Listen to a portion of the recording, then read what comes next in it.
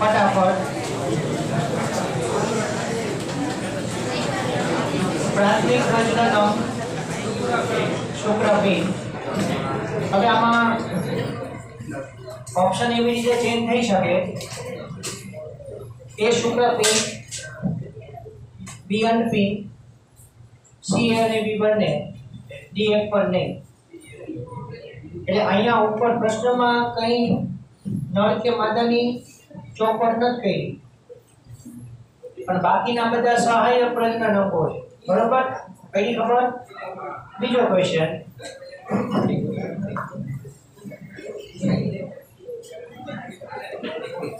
Option क्यों सरस है शुक्रवाहिनी हाँ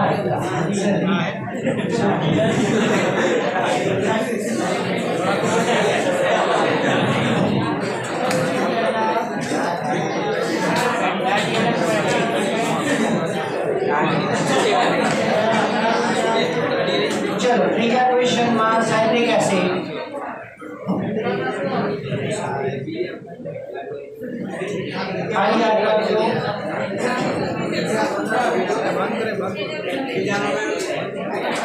बीजा में शुक्रवाहिनी त्रीजा में साइट्रिक एसिड। हमें चौथा चैप्टर ની અંદર આવશે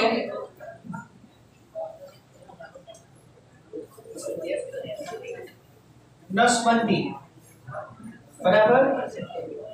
कायमी फलननी शक्यता अटकाववा माटे पुरुष नसबंदी एमां शुक्रवाहिनीने कापी नाखवामां आवे बंने बाजुनी शुक्रवाहिनीओने कापी नाखवामां आवे એટલે વીર્યસ્રાવ થાય પણ એની અંદર શુક્રકોષો ન હોય બરોબર। અને માદાની અંદર બંને બાજુની અંડવાહિનીઓ કાપી નાખવામાં આવે એટલે ઋતુચક્ર જોવા મળે અંડકોષ અંડપિંડમાંથી મુક્ત થાય પણ એમ્પ્યુલા જગ્યા જે છે બરોબર એમ્પ્યુલા અને ઇસ્થમસ એટલે કે તંબિકા ઇસ્થમસ જોડાણ સ્થાનનો જે અંડવાહિનીનો ભાગ જે છે એ કાપીને दूर करी नाखवामां आवे छे। फलनवाળી जग्या जे छे बने दूर करी देवामां आवे એટલે એમાં કાયમી રીતે ફલનની શક્યતા રહેતી નથી પણ બંનેની અંદર નસબંધી નહીં બેમાંથી એકની અંદર પણ મોટે ભાગે માદાની અંદર 85 થી 90% માદામાં નસબંધી કરવામાં આવે છે બરોબર। તો શુક્રવાહિની કયા હેતુ માટે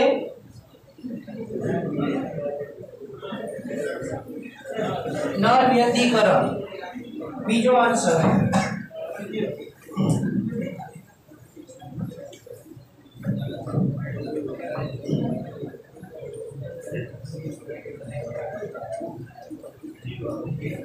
पांचमा शुक्रकोषोना हलनचलन माटे माध्यम पूरुं पाडे।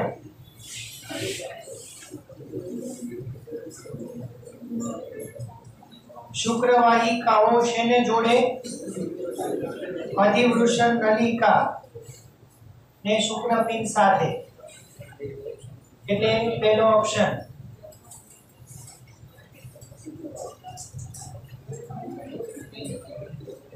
જો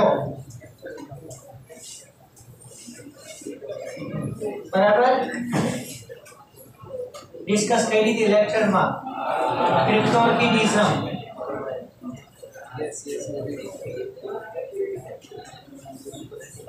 शुक्रवाहिनी અને શુક્રાશયની નલિકાઓ જોડાઈને બનાવે સ્ખલન નલિકા। વૃષણ કોથળી ઉદર કુવાની સાથે ઇન્ક્વિનલ કેનાલ દ્વારા જોડાય।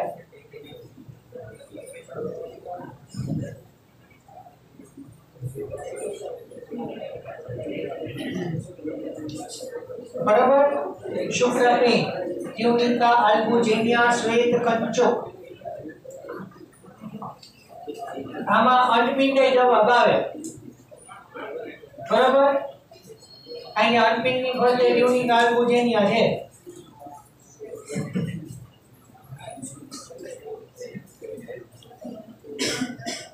क्रियात्मक एकम कयो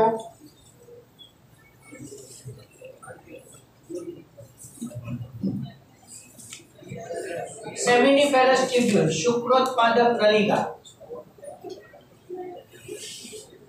जो यूरिनिफेरस ट्यूब्यूल એટલે નેફ્રોન।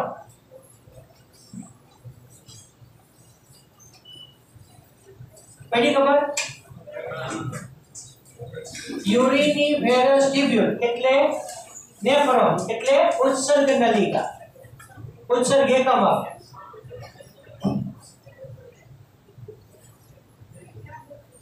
પેનાઇલ યુરેથ્રા એટલે કે શિશ્નની અંદર મૂત્રજનન માર્ગ ક્યાંથી પસાર થાય છે? તો કોર્પસ સ્પોન્જિયોસમ માંથી। આ સ્નાયુઓના નામ છે। આપણે શિશ્નની અંદર ઉત્થાન પેશીઓની ચર્ચા કરી। કોર્પસ સ્પોન્જિયોસમ, કોર્પસ કેવર્નોસા, બરાબર? આવા બધા સ્નાયુઓના નામ છે। શુક્રોત્પાદક નલિકા શેની બનેલી હોય? જનન અધિચ્છદ, અને એમાં અર્ધીકરણ થઈ અને પછી શુક્રકોષોનું નિર્માણ થાય।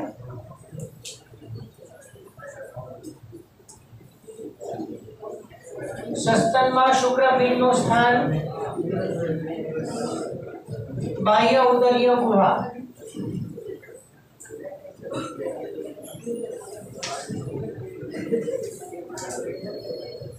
સસ્ટેન્ટાક્યુલર કોષો એટલે કે સર્ટોલી કોષો સસ્તન શુક્રપિંડમાં જોવા મળે।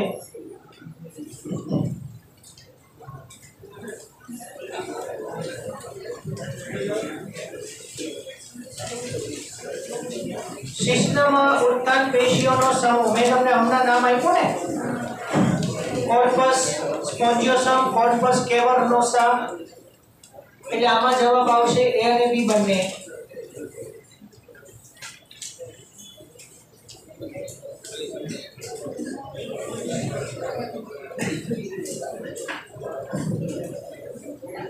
શિશ્નાગ્ર, શિશ્નનો ટોચનો ભાગ અગ્રત્વચા, એને ફોર સ્કિન કહેવાય। શિથિલ ત્વચા વડે અને એક યાદ આવ્યું આની ઉપરથી, અમુક વખતે આ જે અગ્રત્વચા છે એ સર્જરી કરીને કાઢી નાખવામાં આવે, એને સુન્નત કહેવામાં આવે।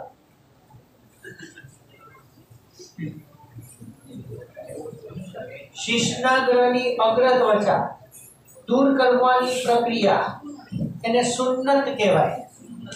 તે આગળ એમસીક્યુ હશે કે નથી ખબર નથી,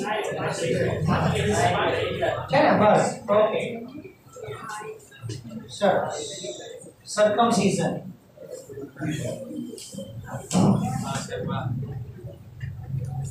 સો થેન્ક યુ। માનવમાં વૃષણ કોથળી ઉદરગુહા સાથે ઇન્વિનલ કેનાલ દ્વારા જોડાયેલી છે।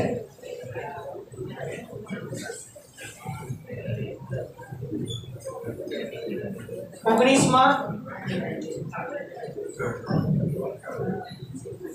શુક્રકોષ જનન માટે ઓછા તાપમાનની જરૂર પડે।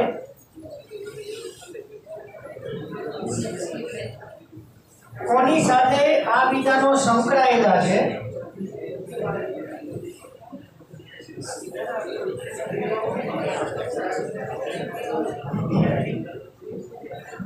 બલ્બો યુરેથ્રલ ગ્રંથિ અથવા કાઉપરની ગ્રંથિ। અચ્છા, એમાં જે બી ઓપ્શન છે બાર્થોલિનની ગ્રંથિ એ માદામાં આવેલી છે, માદામાં યોનિ માર્ગમાં આવેલી છે। प्राजननिक उत्तेजना दरमियान एक घर्षण निरोधक प्रवाही उत्पन्न करे, बराबर? बार्थोलिनी ग्रंथि એટલે સમજો હવે જે બોલું છે, નરમાં બલ્બોયુરેથ્રલ ગ્રંથિ અને માદામાં બાર્થોલિની ગ્રંથિ બંને કાર્ય સદૃશ।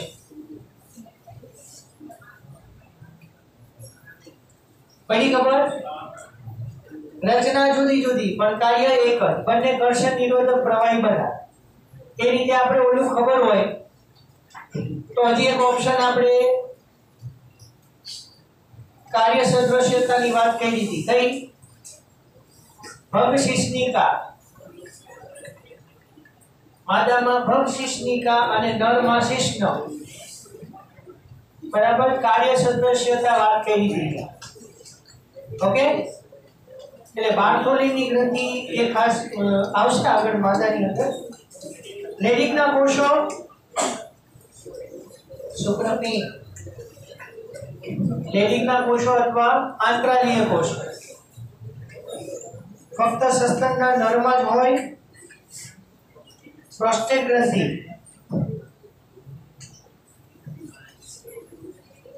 શુક્રાશય ખાલી જગ્યાના જોડાણ સ્થાને આવેલું છે પ્રોસ્ટેટ અને શુક્રવાહિની શુક્રોત્પાદક નલિકા શુક્રપિંડમાં જોવા મળશે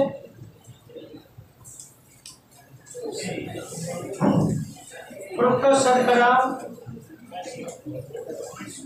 શુક્રવાહિનીના સ્ત્રાવમાં હાજર હશે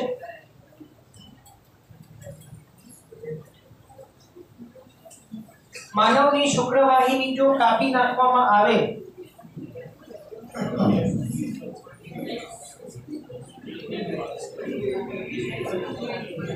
વીર્ય ક્રમશઃ શુક્રકોશ વિહીન બનશે ક્રમશઃ ક્રમાનુસાર શુક્રવાહિની જે કાપી નાખવામાં આવે પણ શુક્રવાહિની પછી સ્ખલન નલિકા મૂત્રજનન માર્ગ એની અંદર જેટલા શુક્રકોષો હશે એ મુક્ત કરવામાં આવશે પછી ધીમે ધીમે શુક્રકોષનો અભાવ થશે બરોબર એકાએક શુક્રકોષ વિહીન નહીં બને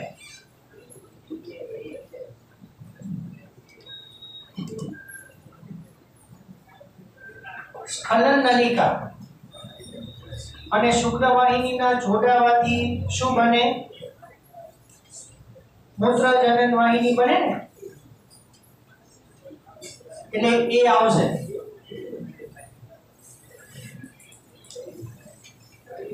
વૃષણ કોથળીનું તાપમાન ઉદર કુવાની સરખામણીમાં 3 ડિગ્રી સેલ્સિયસ ઓછું એટલે આમ તો જનરલી ટેક્સ્ટબુકમાં 2.5 આપ્યું છે 2 થી 3 ની વચ્ચે ગમે તે ઓપ્શન ચાલે બરોબર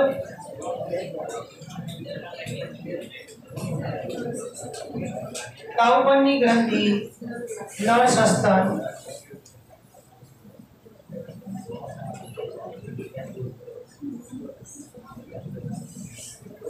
માદાની ખાલી જગ્યા ગ્રંથિ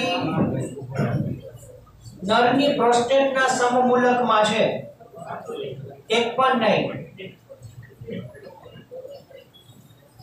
બાર્થોલી બલ્બો યુરેથ્રલને સમમૂલક બરાબર સમમૂલક એટલે કાર્ય સદૃશ્ય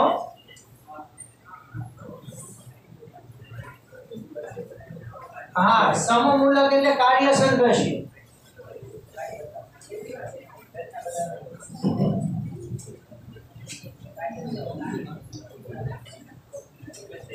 શુક્રોત્પાદક નલિકાનું બાહ્યાવરણ તંતુમય સંયોજક પેશીનું એને કહેવાય ટ્યુનિકા પ્રોપ્રિયા ટ્યુનિકા પ્રોપ્રિયા શુક્રોત્પાદક નલિકાનું બાહ્ય આવરણ છે શુક્રપિંડનું નહીં ઉતાવળ નહીં કરતા હા ફ્રુક્ટોઝ કેલ્શિયમ યાદ કરો કેટલા ઉત્સેચકોના સ્ત્રાવથી પરફેક્ટ આન્સર આપો જોઈશું આવે આન્સર ન સાહેબ ગ્રંથિ પણ એમાંય ચોક્કસ જવાબ શું આવે યસ શુક્રાશય બરોબર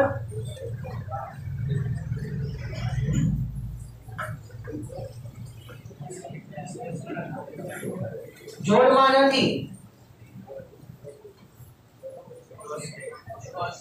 પ્રોસ્ટેટ બાર્થોલીની ગ્રંથિ તો નરમાં છે જ નહીં એટલે એ ઓપ્શન તો વિચારવાનો જ નથી કાઉપનની ગ્રંથિ અને શુક્રાશય બંને જોડમાં છે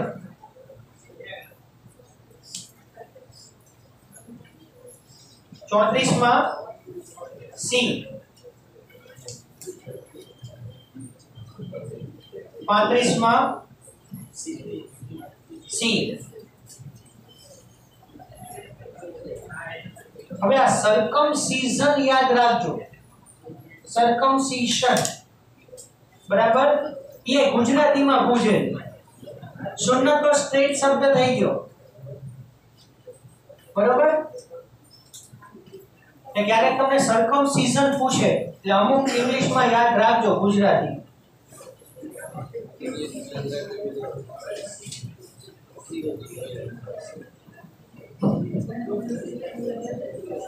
36 પ્રોસ્ટેટ શુક્રકોષની પ્રવૃત્તિને ઉત્તેજવા માટે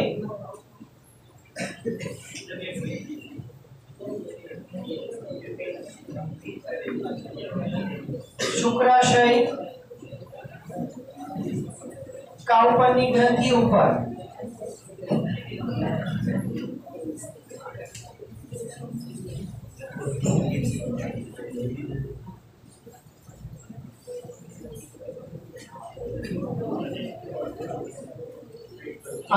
इजी। सो ए शुक्रकोष जनक 39 ट्यूनिका वेजिनालिस नर शुक्रपिंड में पहले tunica propria, tunica albuginea, tunica vaginalis आ बधा याद राखजो।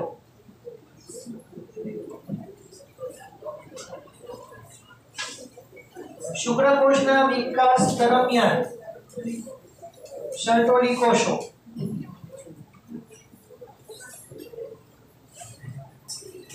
शुक्रकोष અને અંડકોષ મધ્ય ગર્ભસ્તરમાંથી ઉદ્ભવે।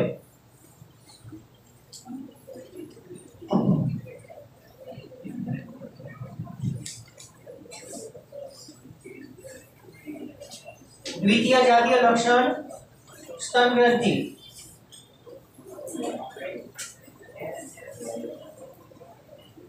द्वितीय प्रजनन अंग नहीं।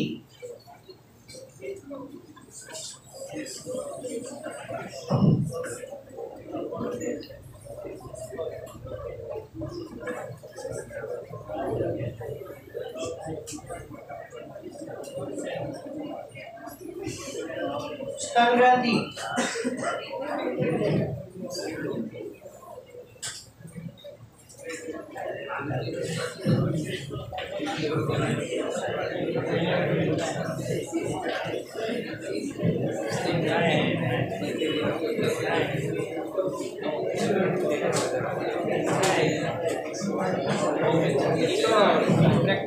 चौवालीस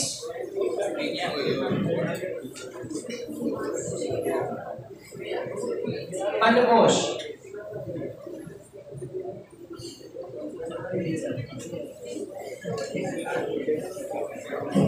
45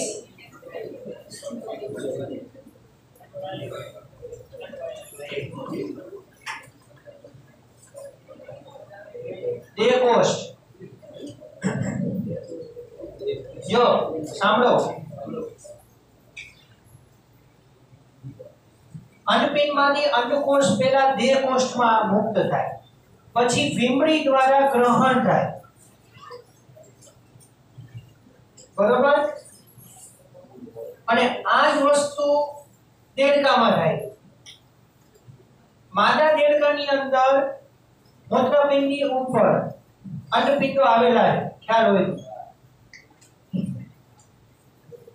માદા દેડકાની અંદર પ્રજનન સમયે ઉદર ગુહા પહોળી અને ફૂલેલી હોય છે, કારણ કે અંડકોષો ભરેલા હોય અંદર। એટલે એ અંડકોષો અંડવાહિની નિવાબ દ્વારા સ્વીકારાય, પછી એ અંડવાહિનીમાંથી પસાર થાય। અંડવાહિની અત્યંત ગૂંચળામય નલિકા, દેડકાની વાત કરું, પછી અંડાશયમાં સંગ્રહાય અને બંને અંડાશય પછી અવસાનીમાં ખુલે અને એ અવસાનીમાં અંડાશયમાંથી અંડકોષો આવે અને બધા અંડકોષો અવસાની દ્વાર દ્વારા શરીરની બહાર ત્યાગ થાય। દેડકાની અંદર અવસાની એક એવી રચના છે કે એના દ્વારા મળ મૂત્ર જનન કોષો દરેક રચના એના દ્વારા મુક્ત થાય છે। અને દેડકાની હજી એક વાત યાદ આવી મને,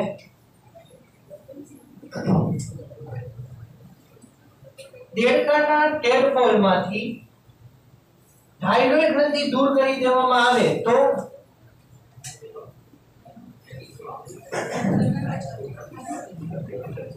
સાંભળો જાઓ કે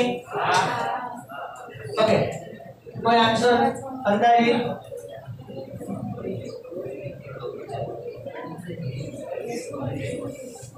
મરી જશે? ઓ but answer is absolutely wrong. Yes, begin by.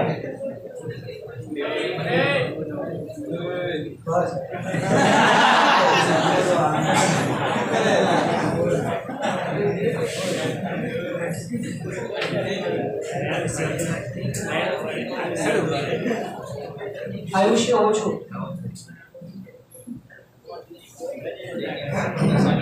દેડકાની અંદર રૂપાંતરણ જ નહીં થાય, એટલે કે ટેડપોલમાંથી સૌથી પહેલા પશ્ચ ઉપાંગો બને છે, પછી બે અગ્ર ઉપાંગો બને છે, એને ચતુષ્પાદ ટેડપોલ કહેવાય।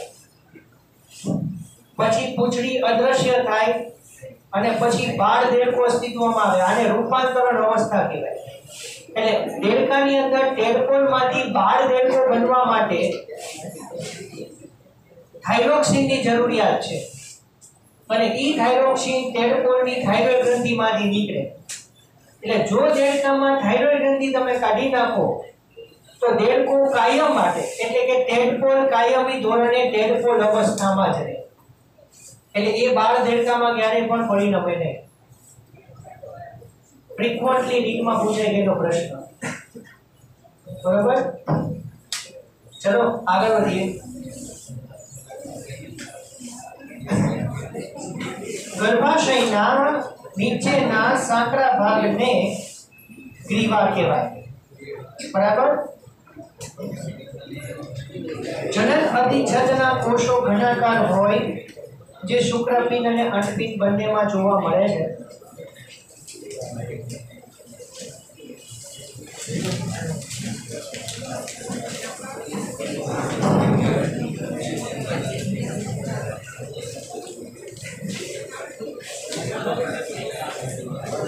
Very good. 48માં અક્ષિષ્ટિકા લેક્ચરમાં અમુક ધ્યાન રાખ્યો છે, અમુક મોસ્ટ એમસીક્યુ અહીંયા સોલ્વ થઈ જશે।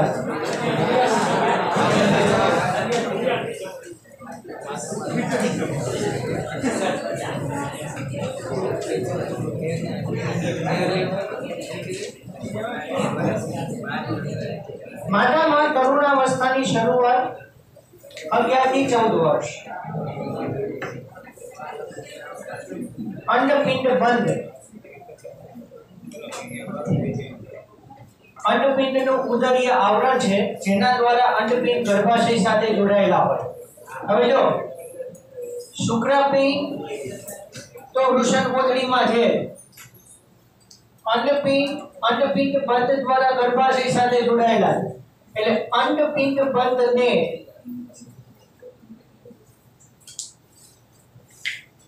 મીસોવેરિયમ કહેવાય।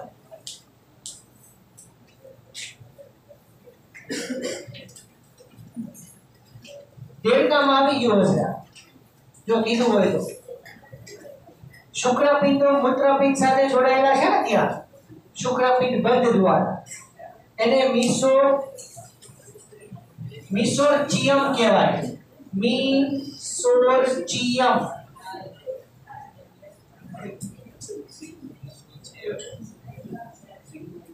શુક્રપિંડ બંધને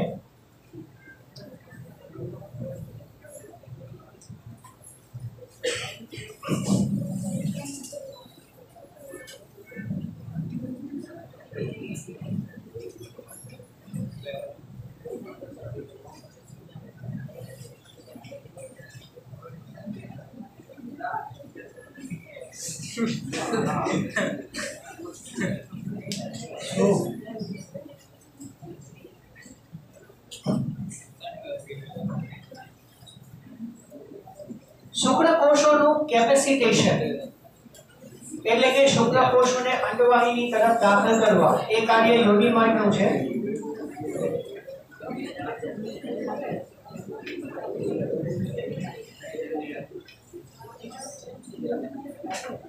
અંડપિંડમાં પુટિકા અને અંડકોષનું વિઘટન થવાની પ્રક્રિયા એને કહેવાય એટ્રેસિયા.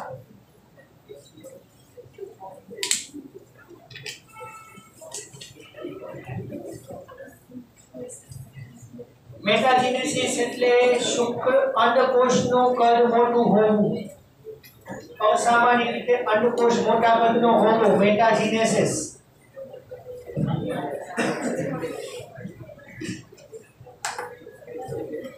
એટ્રેસિયામાં અંડપિંડમાં ગ્રાફિયન પુટિકા અને અંડપતનની ઘટના નથી થતી એટલે એટ્રેસિયાના કારણે અફળદ્રુપતા થવાની શક્યતા ખરી.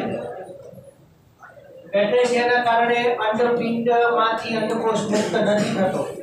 અંડકોષ મુક્ત થયા પહેલા જ એનું વિઘટન થઈ જાય. બરોબર.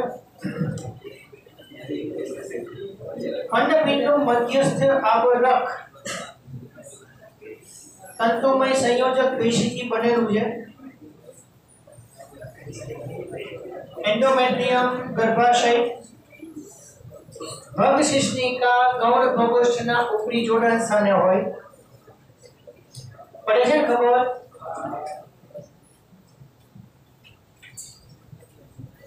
જો નામ આપ્યું વલ્વા. 56મો પ્રશ્ન. વલ્વા અથવા પ્યુડેન્ડમ બાહ્ય જનનાંગો તો કયું નથી? અધિવૃષણ નલિકા, મોન્સ વેનેરિસ એટલે કે મોન્સ પ્યુબિસ,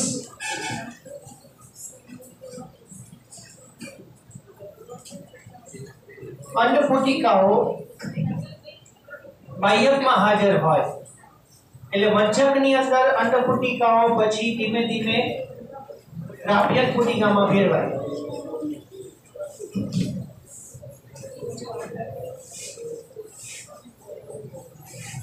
ચલો હવે શુક્રકોષ જનન અને શુક્રકોષની વાત આપણે કરીએ.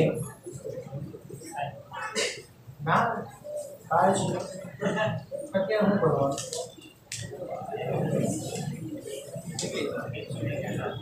પ્રશુક્રકોષના વિભેદન દરમિયાન એટલે પ્રશુક્રકોષમાંથી શુક્રકોષ બનવા માટે સર્ટોલી કોષો કાર્ય કરે. એ કપલ કોષો બી ઓપ્શન એ કોઈ ક્યાં હોય? શું કરે?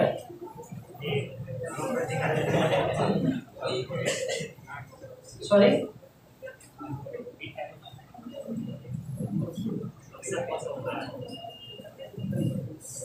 કપલ કોષો યકૃતમાં હોય જે ભક્ષક કોષ તરીકે વર્તે.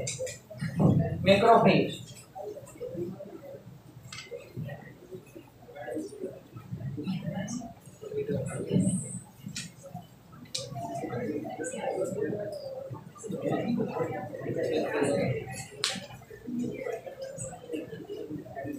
જન્યોજનન પ્રક્રિયામાં અર્ધસૂત્રી ભાજન ક્યારે જોવા મળે?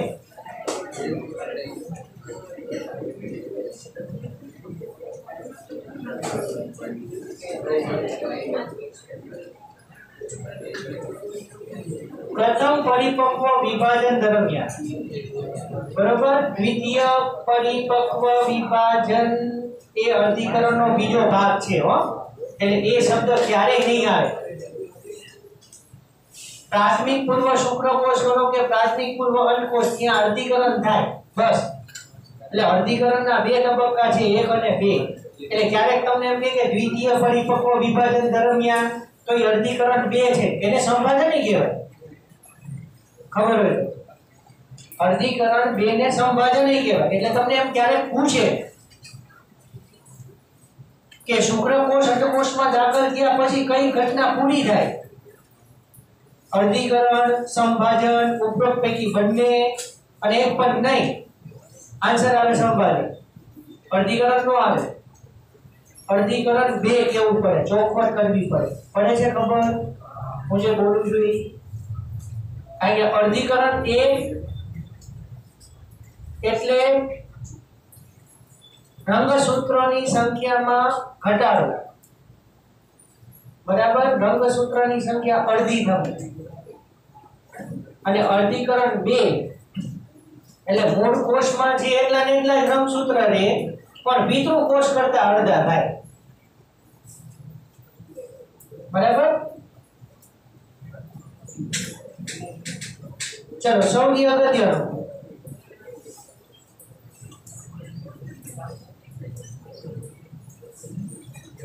બીજો છે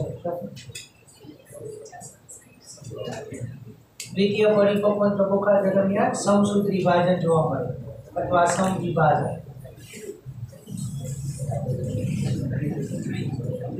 હવે આની અંદર તમને પ્રશ્ન બીજો એક ટ્વિસ્ટ પૂછે કે પ્રશુક્ર કોષોના નિર્માણ દરમિયાન, એટલે ઈ દ્વિતીય પરિપક્વ વિભાજન જ થયું,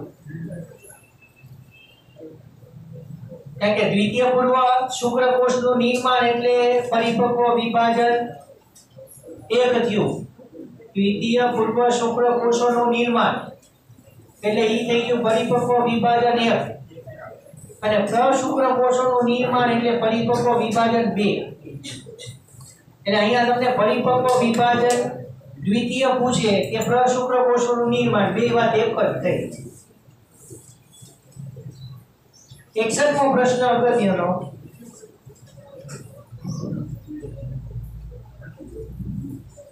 શુક્રપિંડમાંથી શુક્રકોષ મુક્ત થવાની ક્રિયાને સેમિનેશન કહેવાય।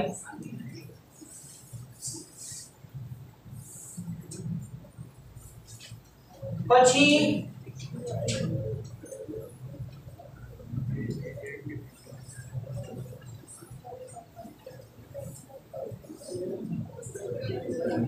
ઇન્સેમિનેશન એટલે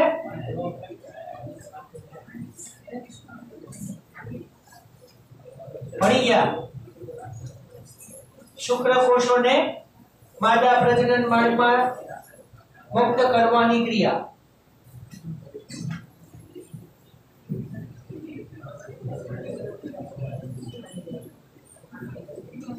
અને શુક્રોત્પાદક નલિકામાંથી શુક્રકોષો શુક્રવાહિકામાં આવે એને સ્પર્મિએશન કહેવાય।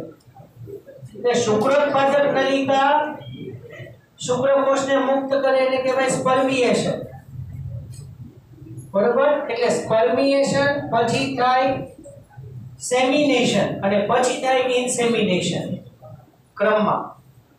એટલે પહેલા શુક્રોત્પાદક નલિકામાંથી શુક્રકોષો મુક્ત થાય, પછી શુક્રપિંડમાંથી શુક્રકોષો મુક્ત થાય ને પછી માદા પ્રજનન માર્ગમાં તેનો સ્ત્રાવ થાય, બરાબર?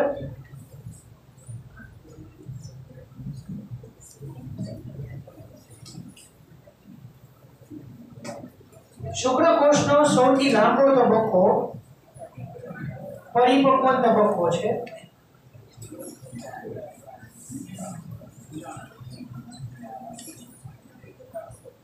દરેક પ્રાથમિક શુક્રકોષમાંથી 4, પણ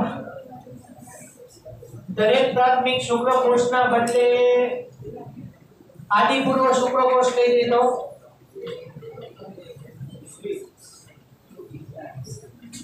4000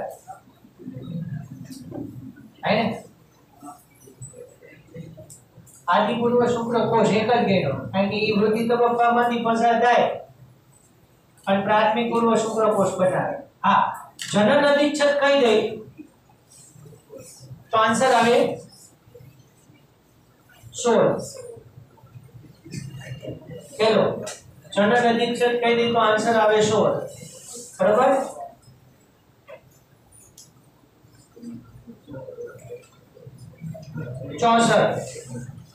ह्यूमन हॉक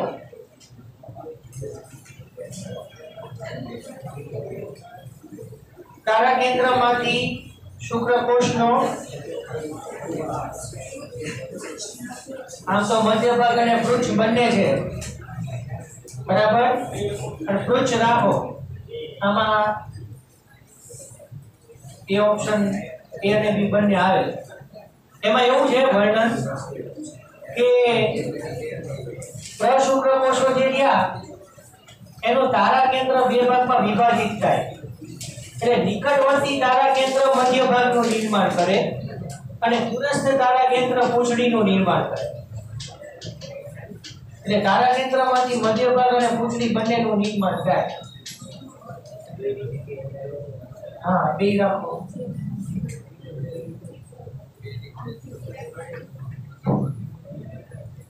શક્તિઘર ગુજરાતીમાં પાવર હાઉસ મધ્ય ભાગ.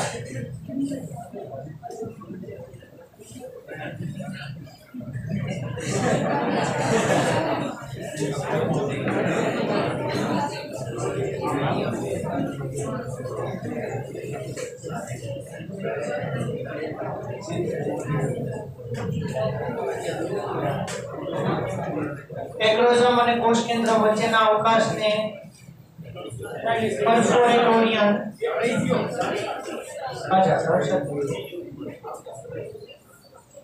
શુક્રકોષનો કયો ભાગ અંડકોષમાં પ્રવેશે? આખો શુક્રકોષ, પછી મધ્ય ભાગ અને શીર્ષ ઝોના પેલ્યુસિડામાંથી અંદર જશે. ઝોના પેલ્યુસિડા સુધી તો આખું તમને વિડિયો બતાવીશ ત્યારે આમાં કહીશ. ઝોના પેલ્યુસિડામાં આખો શુક્રકોષ દાખલ થાય પછી શુક્રકોષ પૂંછડી ગુમાવી દે અને પછી જેનો મધ્ય ભાગ વધ્યો એ મધ્ય ભાગમાં જે ગણાંક સૂત્ર છે એ શક્તિ મુક્ત કરે છેલ્લી વખત, અને છેલ્લી વખત શક્તિ મુક્ત થવાના કારણે એ શક્તિથી નર પ્રકોષ કેન્દ્ર માદા પ્રકોષ કેન્દ્ર તરફ ધકેલાઈ જાય અને ફલિતાંડનું નિર્માણ કરે. આખી ઘટના એ રીતે આવે.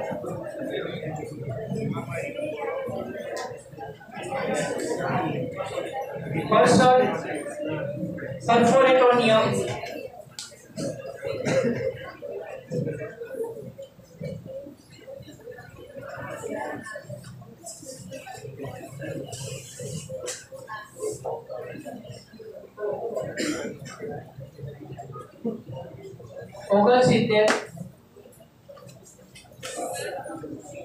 ખૂબ જ ઓછા પ્રમાણમાં.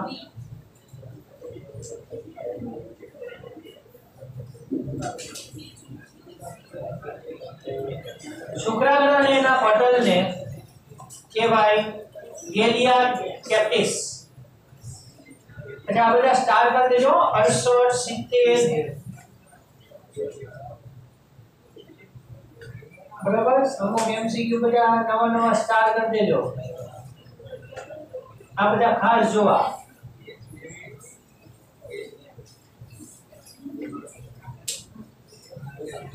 એકોતેરમાં શું આવશે? શુક્રકોષનો અંડકોષમાં પ્રવેશ શક્ય બનાવે. પરિપક્વ શુક્રકોષનું શીર્ષ લંબાયેલું કોષ કેન્દ્ર અને એક્રોઝોમ દ્રવ્ય ધરાવે. પરિપક્વ શુક્રકોષ કોષ કેન્દ્ર શુક્રાગ્ર એક જો તારા કેન્દ્ર અને પૃચ્છ. પૃચ્છ વગર શુક્રકોષ પછી પ્રચલન ન કરી શકે. 74 બેટો ક્વેશ્ચન. એક્રોઝોમ એટલે શુક્રાગ્ર. તો શુક્રકોષના શુક્રાગ્રનું નિર્માણ ગોલ્ગીકાયમાંથી થાય.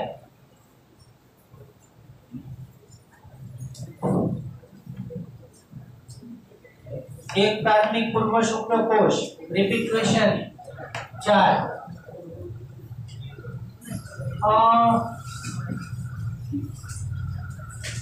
એક પ્રાથમિક ની બદલે દ્વિતીય કરી નાખો તો આન્સર શું આવે?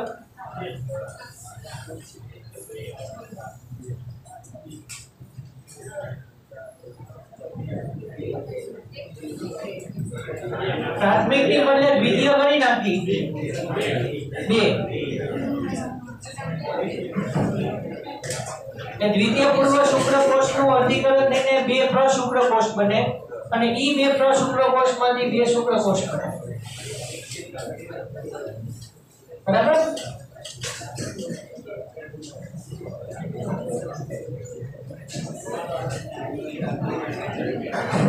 શુક્રકોષના મધ્ય ભાગમાં પાતળું કોષરસીય સ્તર હોય એને મેન્કેટ કહેવાય.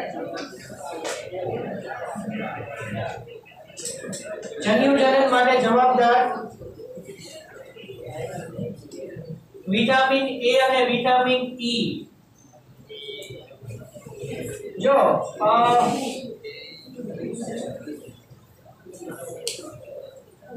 વિટામિન ઈ ને ટોકોફેરોલ કહેવાય છે. ટોકોફેરોલ અને એને એન્ટી સ્ટરીલિટી વિટામિન એટલે માનવની અંદર ફળદ્રુપતા પ્રેરે. એન્ટી સ્ટરીલિટી અથવા ઇનફર્ટિલિટી એમ કહેવાય.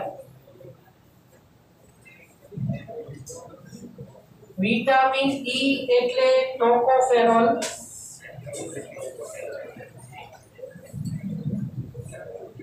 એન્ટી ઇનફર્ટિલિટી અથવા સ્ટરીલિટી વિટામિન.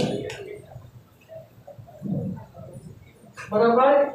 આનો મતલબ થાય વંધ્યતા, પણ એન્ટી નો નહીં. હા, એન્ટી એટલે વિરુદ્ધ.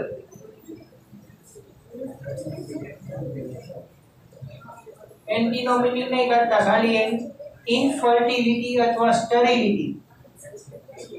આ ઇંગ્લિશ શબ્દ, એનો ગુજરાતી મીનિંગ થાય વંધ્યપણું. બરાબર? શુક્રકોષને અંડકોષ ફલન કરવા માટે સક્ષમ નથી. એટલે વિટામિન ઈ ની ટ્રીટમેન્ટ અપાય. જો કોઈ નર કે માદાની અંદર ઇનફર્ટિલિટી અથવા વંધ્યતા હોય તો શુક્રકોષો અંડકોષને પરિપક્વ વૃદ્ધિ કરવા માટે, વિકાસ કરવા માટે વિટામિન ઈ સપ્લિમેન્ટરી તરીકે અપાય, જેથી કરીને શુક્રકોષને અંડકોષને પરિપક્વ બને. પહેલો ક્વેશ્ચન પાછો રિપીટ.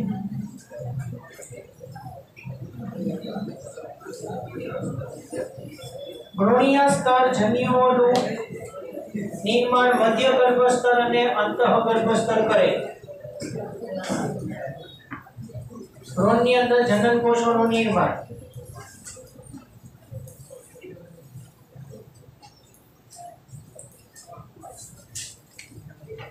બસ અહીંયા આગળ પૂછો.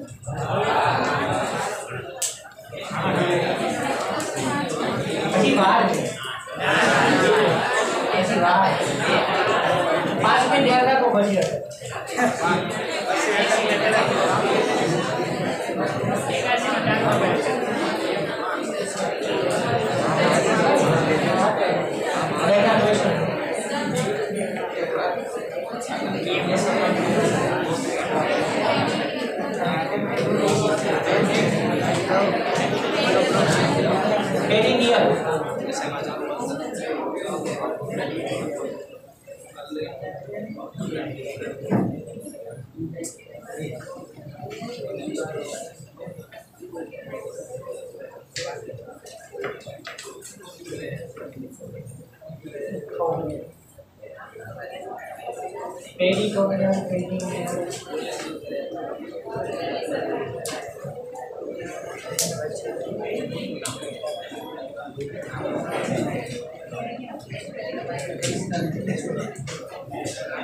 પછી જોશું.